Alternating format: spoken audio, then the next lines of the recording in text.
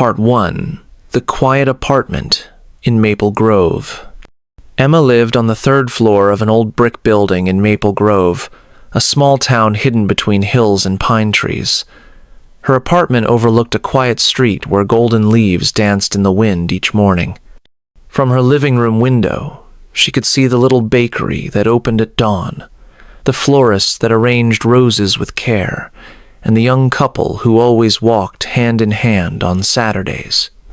She had grown to know the rhythm of the town, not through interaction, but through observation. She was 30 years old and had been living alone for the past 5 years. By day, she worked at the town libraria place that smelled of dust and dreams.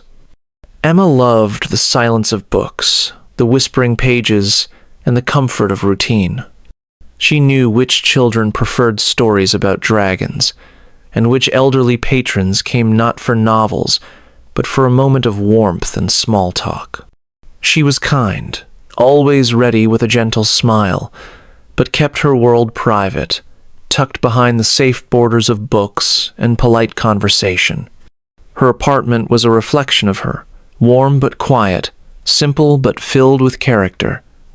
A small shelf by the window held ceramic teacups and jars of dried lavender.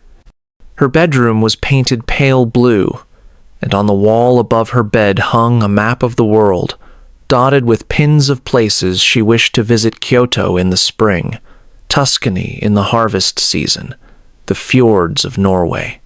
But she had never left Canada. She often told herself, one day, but one day never quite arrived.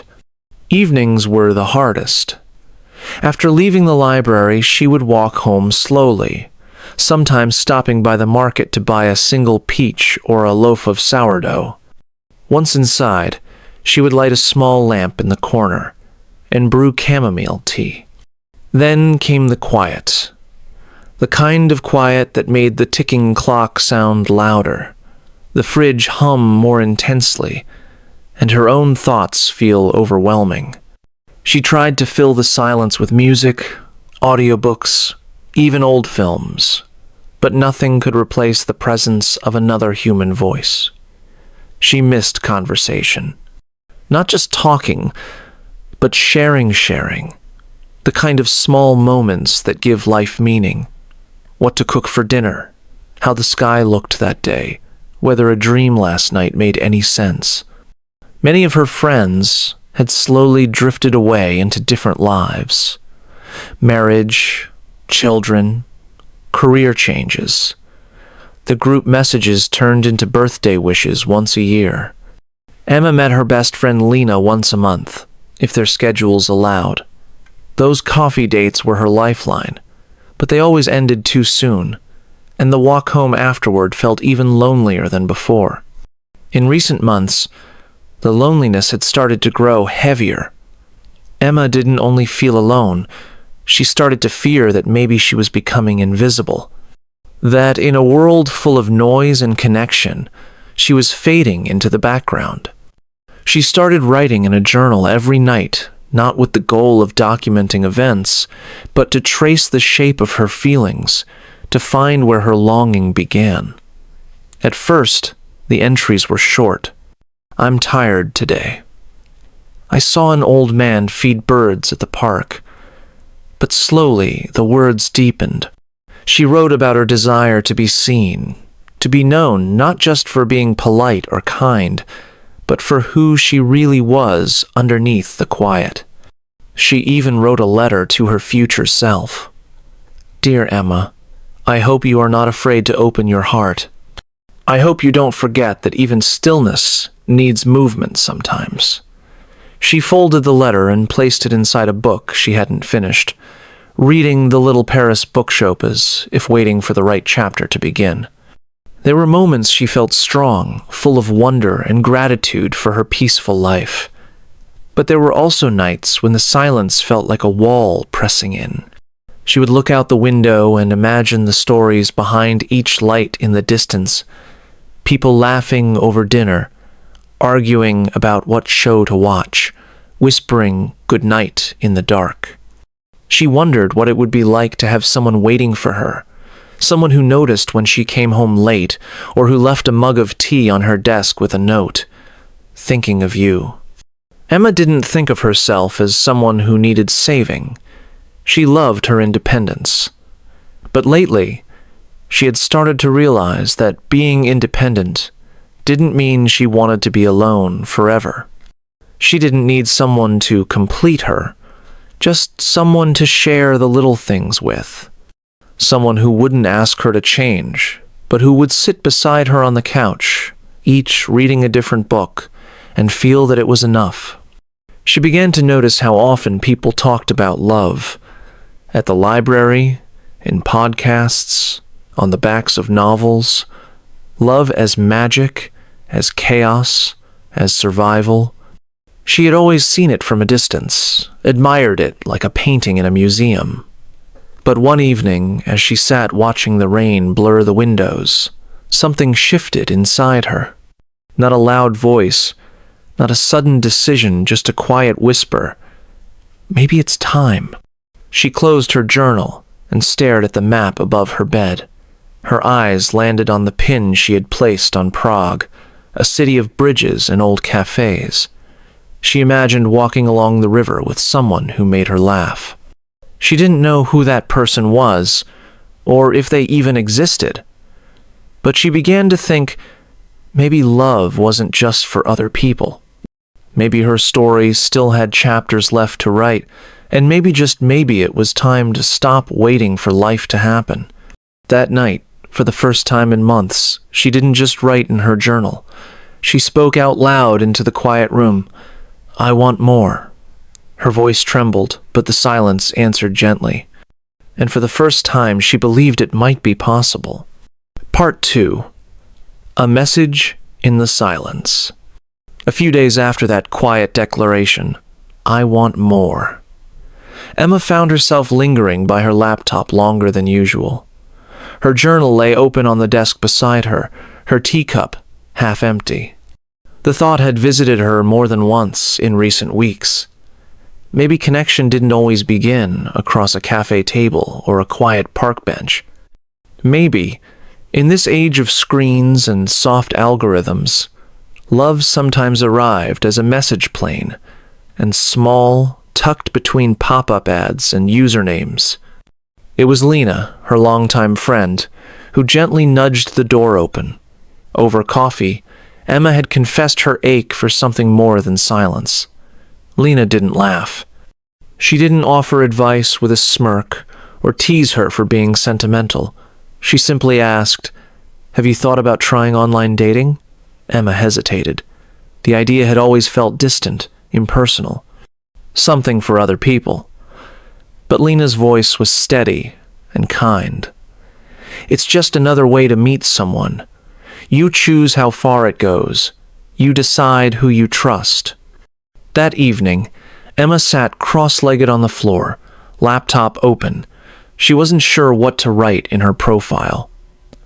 Librarian who talks to books felt too whimsical. Quiet soul who loves rainy days and good poetry felt too cliché. But eventually, the words cannot flashy or clever, just honest. "I love stories, slow mornings, and the sound of turning pages. I believe in kindness and quiet strength." She uploaded a photo of herself taken in the reading nook of the library, her smile, small but warm, a paperback in her hand. Then she closed the laptop. Her heart was thudding. The moment felt strangely intimate, as if she'd just whispered a secret to the world. For 2 days, she didn't open the site again. When she finally did, there were a few messages. Most were polite, but generic compliments that felt like copy-paste efforts. She almost logged out, but then she saw it. A message from someone named Alex. His profile picture showed him standing on a forest trail, a book peeking out of his backpack, his eyes bright beneath a wool cap. His message wasn't long, but it was thoughtful. "Hi, Emma. I saw you love books and tea. Same here. I teach English at a high school about an hour from Maple Grove. I just finished rereading The Book Thief. It hit differently this time. What's something you've read more than once, and why? Emma blinked at the screen. Her fingers hovered above the keyboard. She wasn't used to people asking why. The question stayed with her as she made tea, and later as she lay in bed. She replied the next morning. Hi, Alex. I've read Jane Eyre 4 times. Each time I understand her solitude differently. I think books change as we change. He responded within the hour. And just like that, something began. They didn't dive into flirtation or dramatic stories. Instead, they shared pieces of themselves in gentle exchanges, favorite childhood books, The Meaning of Solitude, what they cooked for dinner that night. Alex sent a photo of his cluttered kitchen after trying to bake bread. Emma sent a picture of the sunrise from her window. The simplicity was calming. One evening, he sent a voice message. I know it's silly, but I thought it might be nice to say hello with a voice, not just words. Hope that's okay. His voice was soft, slightly amused, the way someone sounds when they're not sure they should be speaking, but it made her smile in the dark. Soon after, they began leaving each other audio notes. Not long conversations, just snapshots. Alex describing how he forgot his lunch and had to share crackers with a student. Emma describing how a child at the library asked if she'd ever met a real princess. These moments, small and insignificant on their own, began to form something solid between them. Emma found herself looking forward to his voice in the mornings, even before her first cup of tea. His messages became a kind of companionship she hadn't expected. Not dramatic, not overwhelming, but real. She also began recording private entries not for Alex, but for herself. She had started using a voice diary app, softly narrating her feelings at the end of the day. Today he told me he used to read poetry to his mother when she was sick. There was so much tenderness in his voice. I didn't know people still did things like that. Or I smiled more than usual today. I think I'm remembering what it feels like to be seen. By the end of 2 weeks, they had a routine. Morning greetings, shared book quotes, voice messages at night. It wasn't just romantic curiosity, it was emotional companionship. And Emma realized she didn't feel lonely in her apartment anymore. The silence had been replaced with something different. Not noise, but presence. One evening, Alex sent a message that lingered in her thoughts. You know, I used to think online connections were artificial, but talking to you feels more honest than most face-to-face conversations I've had. Maybe the screen makes it easier to say real things. Emma didn't answer right away. She sat with those words. Real things. And for the first time in years, she let herself wonder, what if this is the beginning of something I've always wanted, but didn't know how to find? Part 3. Love at First Sight? It was a rainy Sunday afternoon when Alex asked, gently but directly, Emma, would you like to meet in person? She paused when she saw the message. Her heart sped up, and the quiet of her apartment seemed to lean in, listening. She had known this moment might come, but it still arrived like a knock at the door she wasn't quite ready to answer. She sat by the window for a long time, watching the drops fall against the glass. What if meeting ruined the magic? What if the comfort of their messages didn't translate into real-world conversation? But then she remembered how Alex had shared parts of himself so openly. The time he cried during a student's graduation speech. The time he admitted he sometimes felt like he was living on the sidelines of his own life. She realized she had already met something real in Haim, even if only through typed words and quiet recordings. So she said yes. They chose a place halfway between their towns. A botanical cafe filled with hanging plants, soft music, and antique wooden chairs. It had a greenhouse feel warm and earthy, like stepping inside a living postcard. Emma arrived early.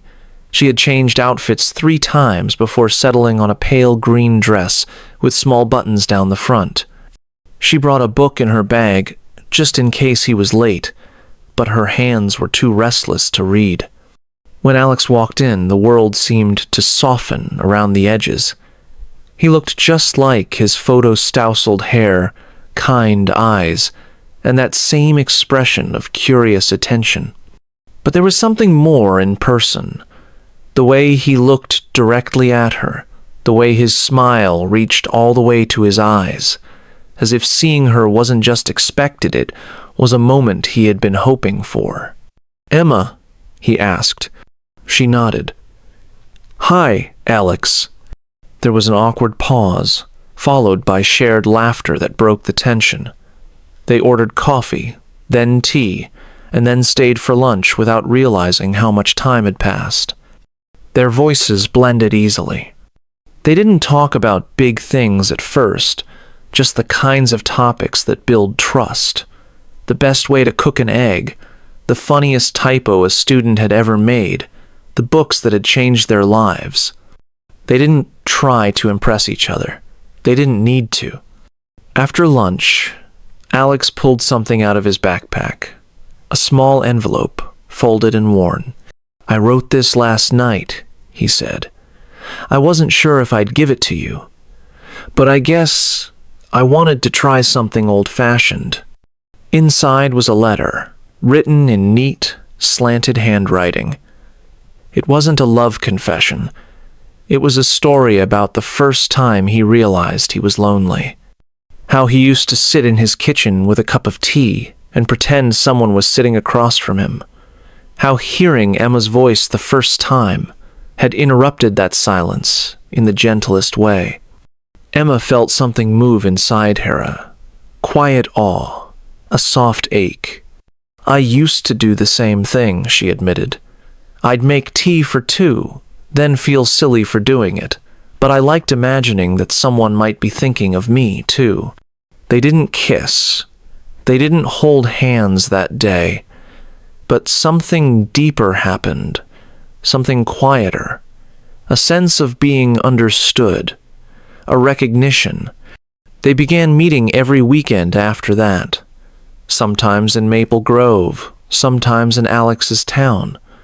They kept exchanging handwritten letters after each visit, a tradition that brought their inner lives onto paper. One letter might include a sketch of a flower Emma had seen. Another might describe the smell of Alex's favorite park after rain. Each meeting added a layer to the bond they were building. They visited used bookstores, shared playlists, and spent a whole afternoon reading poems aloud in a park. Emma taught Alex how to brew lavender tea. He taught her how to fix a broken zipper and fold origami cranes. One evening, as they walked beside a quiet lake, Emma stopped. "This feels real," she said. Alex nodded. "I think it is." That night, under a sky speckled with stars and the hush of leaves around them, he reached for her hand. His fingers were warm and gentle. He didn't say anything dramatic, just, "I'm glad we met." Emma smiled, holding his hand tightly. She didn't need more than that, not yet. But just 2 weeks later, everything changed. They were having dinner at Alex's place-roasted vegetables, fresh bread, and candlelight. He handed her a small wooden box. Inside was a ring symbol, silver, elegant. "I know this is fast," he said. "I know we haven't done everything the usual way, but I feel something real with you, Emma. Something I don't want to lose. Will you marry me?" Emma stared at him, breath caught. The room fell silent, the candles flickering like they were waiting for her answer, too. She didn't know how to explain what she felt. It wasn't just happiness or fear, it was both, swirling together in her chest. She thought about her journal, about the letter tucked inside the little Paris bookshop, about her quiet apartment and the nights she had spent wishing someone would knock on her door. Now, someone had. She looked into Alex's eyes. They were wide and open, full of hope, and against all logic, driven by something deeper than words, she said yes. Part 4. Cracks beneath the surface. The days after the wedding unfolded, like pages of a novel, Emma had always imagined reading, but never believed she'd live. She moved into Alex's apartment, a spacious place filled with books, plants, and sunlight. There were framed maps on the walls, and handwritten notes pinned to the fridge. For a while, everything felt as if it had fallen into place with delicate precision. Mornings were full of shared coffee, quiet smiles, and brief kisses before Alex rushed off to school. Evenings were spent making dinner, listening to music, and talking about the future small dreams about a garden, a dog, maybe a trip abroad one summer. But slowly, nearly imperceptibly, the feeling began to shift. Not in sudden explosions or dramatic changes, but in the small, subtle tensions that crept in like cold air through a crack in the window. Alex had always been particular about order, about routine, but now his preferences seemed sharper, more rigid. He would frown when Emma left a book on the kitchen counter or forgot to close the spice drawer. He didn't yell, but his silences grew heavier. One evening she left her teacup on the windowsill while watering a plant, and he quietly moved it to the sink with a sigh that said more than words could. At first, she dismissed it as adjustment, two people learning how to live together, but the unease began to gather in quiet corners of their home. Alex started coming home later. Staff meetings, he would say, or I had to help a student with a project. There was nothing inherently suspicious in his explanations. But he didn't tell her much beyond the surface, and Emma stopped asking, unsure whether her curiosity would be welcomed or judged. The apartment began to feel colder, though the heater was always on. She missed their long conversations. She missed their letters. They had stopped writing them, assuming perhaps that shared space had made them unnecessary. But something about writing had once helped them say the things they didn't know how to speak out loud. Now those words seemed lost in the spaces between them. One afternoon, while Alex was at work, Emma began tidying the closet. She wasn't looking for anything, only trying to create some order, some sense of control in a world that felt increasingly unpredictable. Behind an old winter coat, she found a small box. It was plain, wooden, sealed with a simple clasp. Curious, she opened it. Inside were letters sold, yellowed at the edges, written in familiar handwriting, but not hers. She unfolded one and read a line aloud, before realizing her voice had started shaking. I still see you when I close my eyes. You haven't left me. The name at the bottom was Maya. There were at least 10 letters, maybe more. Emma didn't read them all. She didn't need to. The tone was clear. Love, heartbreak, longing. They were not recent, but they weren't ancient history either. The ink was not faded, and neither was the emotion pressed into every line. She sat on the floor, the box in her lap, her breath coming in shallow waves. The hurt wasn't just that Alex had loved someone before. Emma had loved too, though not with such intensity. The pain came from not knowing, from the way he had spoken about his past in broad strokes, avoiding names and details, from the feeling that Maya wasn't just a memory, she was a secret. When Alex came home, she was sitting at the dining table, the box between them. He stopped when he saw it. His face went pale, then rigid. Where did you find that? He asked, not sitting down. In the closet, Emma said, quietly. I wasn't looking. I was just cleaning. He didn't reach for the box. He didn't explain. Instead, He narrowed his eyes. You went through my things? It wasn't hidden, just tucked away. Why didn't you ever tell me about her? Her voice was calm, but underneath it ran a river of confusion and pain. Alex didn't answer, not directly. He began talking about privacy, about trust. He said she had crossed a line. Emma wanted to scream. You're talking about trust when you hid this from me? But the words stayed stuck inside.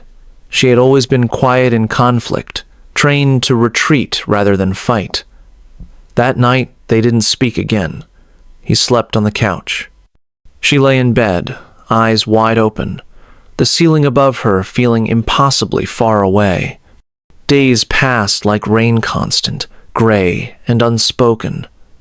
They moved through the apartment like strangers in a hotel, sharing space but not presence. Emma couldn't stop thinking about the woman in the letters. Maya, who was she? Why was she gone? Why had she been loved so fiercely, and why had that love never been mentioned? Emma began questioning everything, not just the contents of the box, but the beginning of their story. Was it all built too fast? Had they skipped the part where people unfold their pasts carefully, piece by piece? Emma began to long for her old life, not because it was better, but because it was hers. She missed her apartment's window.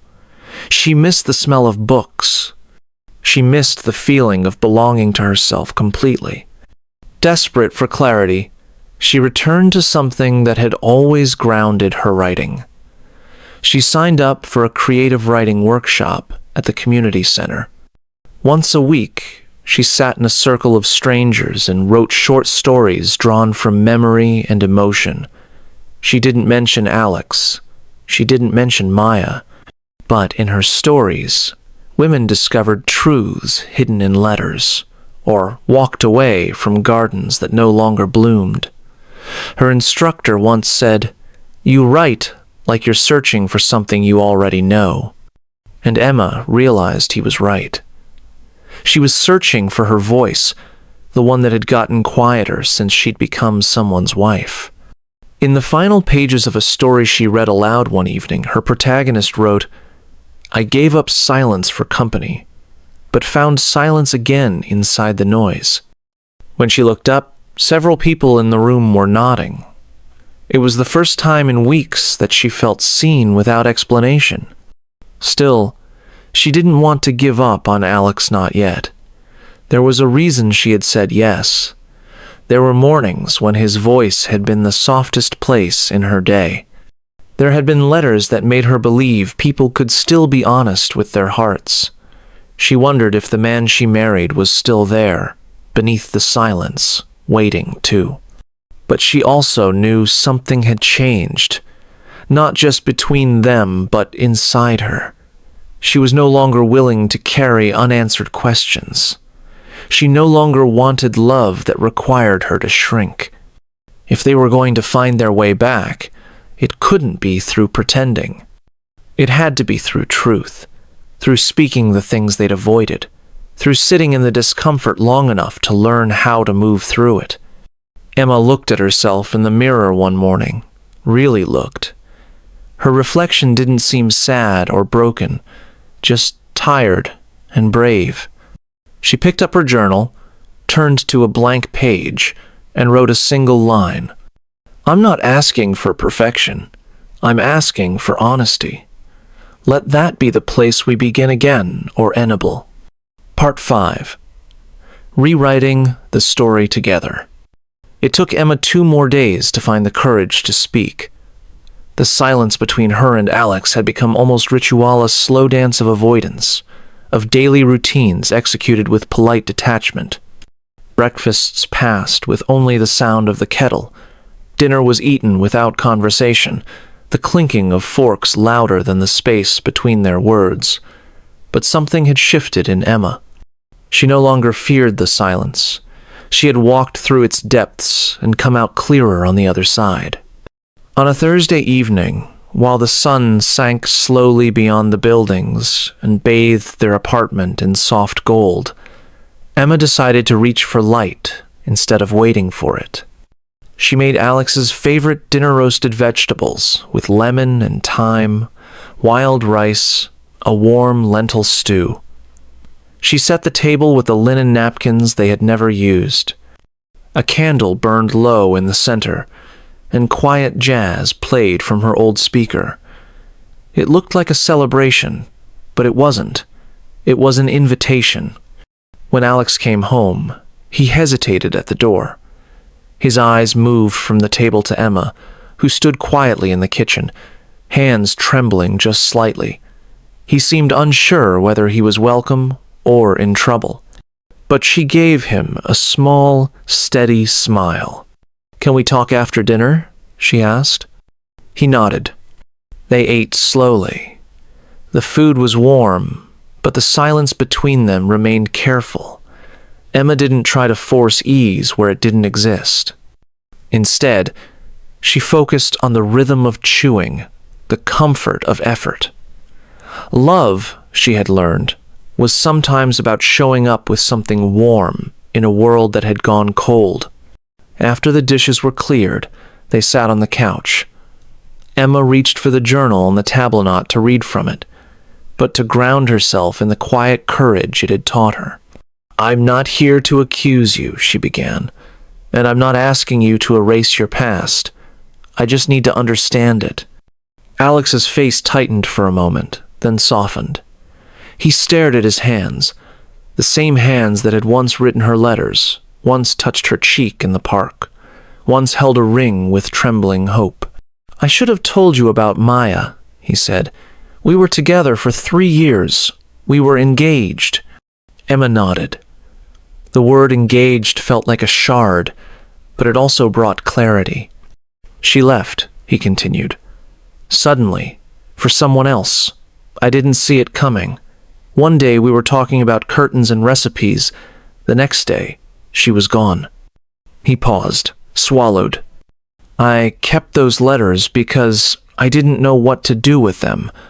I thought maybe one day they'd make sense, or maybe they were proof that I wasn't always this guarded." He looked up. "When I met you, Emma, I didn't feel broken anymore. You made me feel peaceful, like love could be simple again. But I was scared. Scared that if I told you about her, you'd think I wasn't over it. Or worse, that I was still waiting for her."